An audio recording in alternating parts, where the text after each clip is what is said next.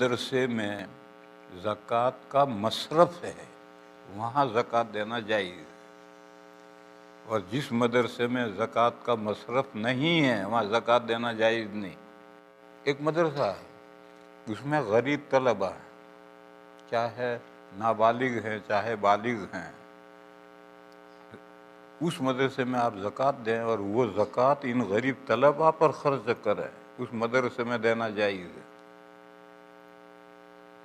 और जिस मदरसे में गरीब तलबा हैं ही नहीं, नाबालिग तलबा हैं लेकिन उनके बाप मालदार है, तो अगर बाप मालदार है तो नाबालिग बच्चे भी मालदार हैं, उन पर ज़कात खर्च नहीं हो सकती।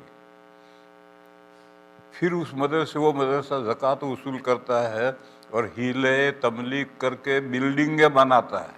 ऐसे मदरसे को ज़कात हरगिज़ नहीं देनी चाहिए, ज़कात देने से ज़कात अदा नहीं होगी।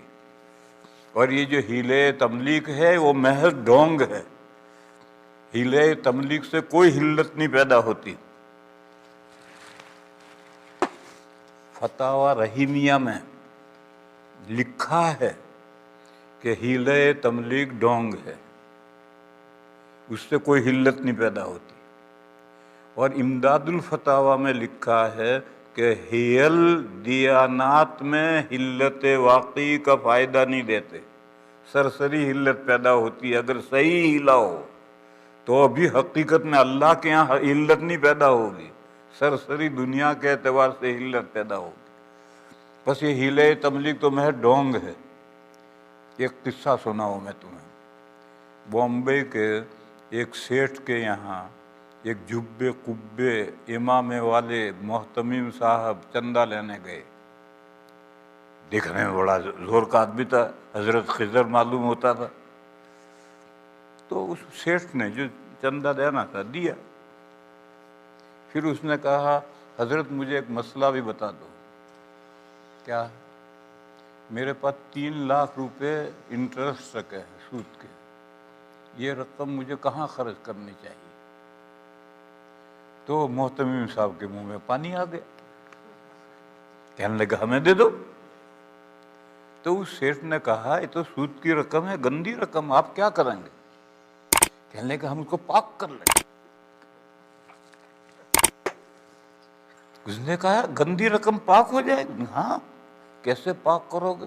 तो उन्होंने बतलाया कि मदरसे के एक तालिब इल्म को बुला कर 10,000 रुपये देंगे और कहेंगे कि तेरा जी चाहे तो मदरसे में दे दे।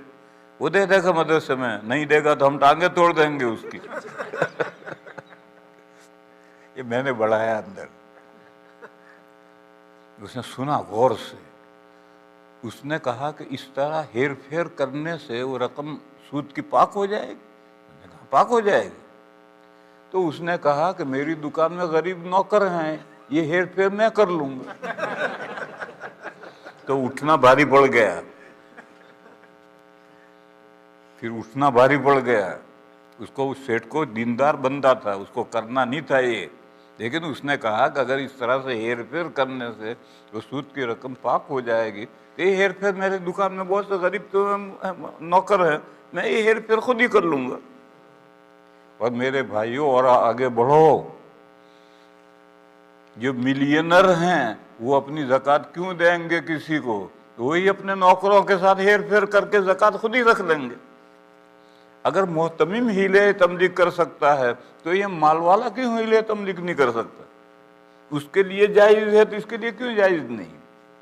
इसलिए हीले तमलीग महज ढोंग है।